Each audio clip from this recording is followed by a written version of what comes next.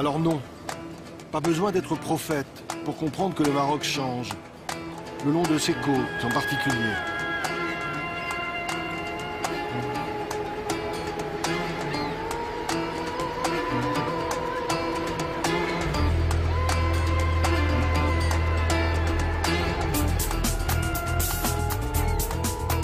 Boom de l'immobilier vers le nord où ça construit partout et à tout va. Un peu le syndrome des côtes espagnoles voisines avec quelques années de décalage. Bouleversement aussi dans les profondeurs sous-marines, voici Azila. C'est ici, au pied de ces remparts, qu'aboutit un câble téléphonique sous-marin long de 1600 km. Point de départ, Marseille et donc l'Europe. Liaison à très haut débit, centre d'appel avec une main-d'œuvre francophone, à prix cassé. Ce n'est plus 22 à Asnières, c'est le 0800 quelque chose à Marrakech ou à Rabat.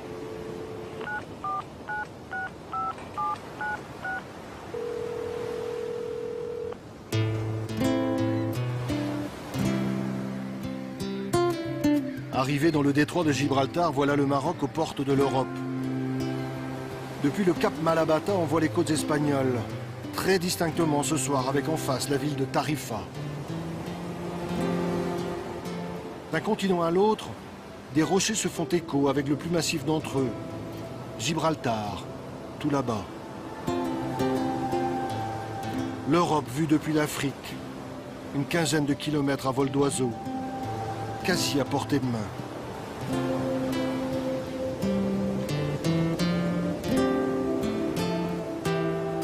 Mais beaucoup d'illusions tombent aux portes du détroit. C'est aujourd'hui l'une des zones les plus surveillées au monde. Et pas seulement pour des raisons de sécurité maritime, quand bien même des bateaux s'échouent dans les parages.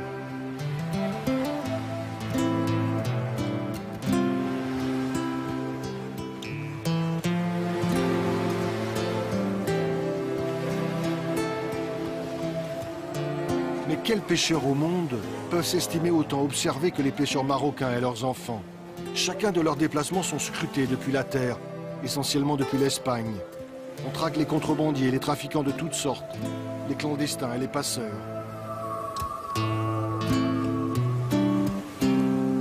Barques de pêche minuscules, mais suffisamment grandes pour passer de l'autre côté. Rien de commun avec les gigantesques porte-conteneurs attendus dans ce port tout nouvellement créé.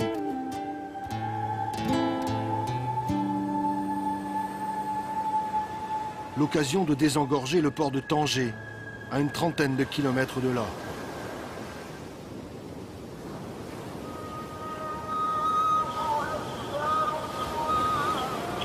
Tanger la Blanche, longtemps port d'escale des poètes et des écrivains. Tanger aujourd'hui et son presque million d'habitants et sa croissance exponentielle.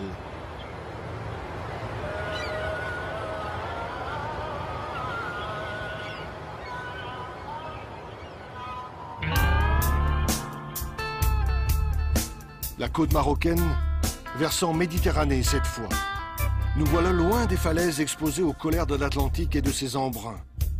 Ici, pas de ramasseurs de sable, de pêcheurs nomades ou de champs de fraisiers. Très vite, en retrait de la côte, le relief prend le dessus. Les hautes terres du nord du Maroc, où les montagnes les plus élevées dépassent les 2000 mètres. Totalement enneigé l'hiver, c'est le Rif, une région montagneuse bien à part dans le nord du Maroc.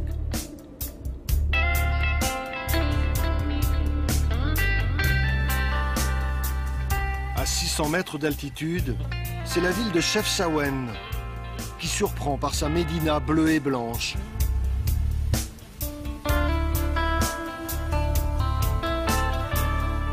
Voilà pour la carte postale. Pour le reste, Chefchaouen, capitale des montagnes du Rif, est aussi la capitale du kiff, le hashish marocain réputé jusqu'à Amsterdam. Dans les années 90, 200 000 agriculteurs en vivaient. Une production quasi intensive, pas une colline sans son champ de cannabis. Les autorités ont détruit des champs, tous. On sait juste que le Maroc reste encore l'un des premiers exportateurs mondiaux de hashish.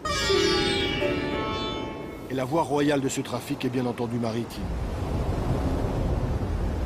Décidément, rien n'est simple le long de cette côte, surtout lorsque l'on aborde la question des enclaves.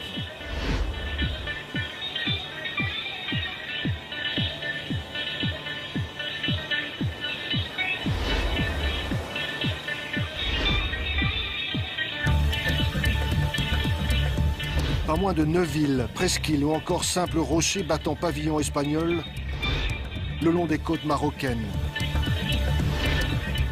70 mètres de long, 50 de large, 27 en hauteur, de loin on dirait un bateau.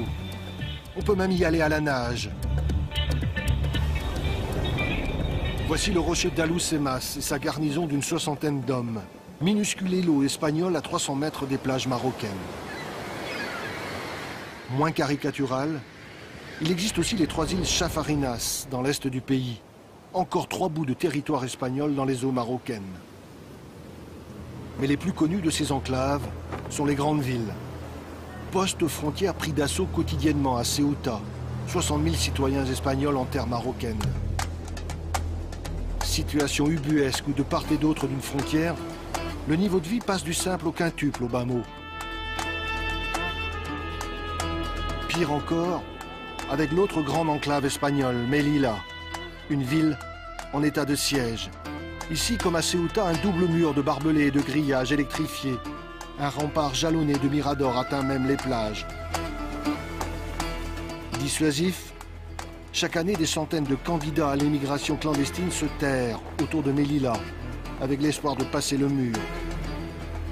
Depuis les hauteurs du mont Gourougou au Maroc, ils regardent avec avidité cet étrange bout d'Europe en terre africaine.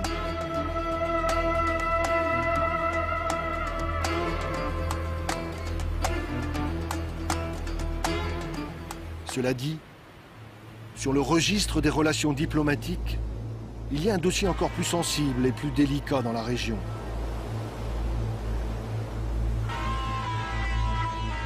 Un peu plus de 500 km de côte séparent Tanger de l'Algérie. Une côte aussi surveillée que le détroit de Gibraltar, mais pas avec les mêmes moyens.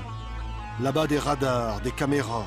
Ici, plus désuet, de multiples postes de garde-frontières. Une présence militaire quasi constante, comme un État en guerre, surtout vers Oujda et Saïdia. Impossible d'approcher l'Algérie depuis le Maroc. Les deux pays sont à couteau tiré depuis 14 ans.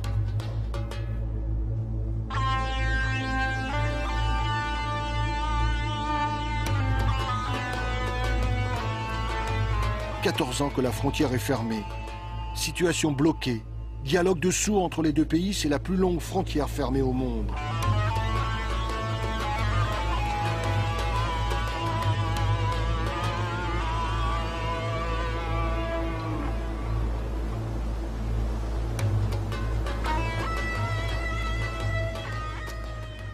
Eh ben, ça démarre bien. Gilles, carnet de route. Alors, le Maroc, c'est grand, c'est très grand. C'est très grand. Il a bien fallu faire des choix. Voilà, on a choisi une partie de la côte atlantique et on a choisi de commencer notre voyage par une ville historique célèbre, qui est en même temps un port magnifique, Essaouira. Ouais. Essaouira, on pourrait le traduire en français par celle qui est bien dessinée. Voilà. Oui, bon, c'est vrai aussi. Voilà. Donc on vous invite à découvrir cette ville. Vous pouvez embarquer avec nous. Pour une fois, on y va en voiture. Carrément. Pas très écolo, ça.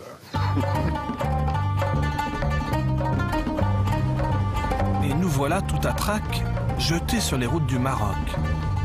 Ses grandes étendues, sa lumière. Un bout de chemin, premières impressions. L'occasion aussi de présenter Driss, notre guide sur le chemin de la découverte. Mais voilà qu'une ville apparaît déjà. Arrivé centre-ville. Essaouira la légendaire.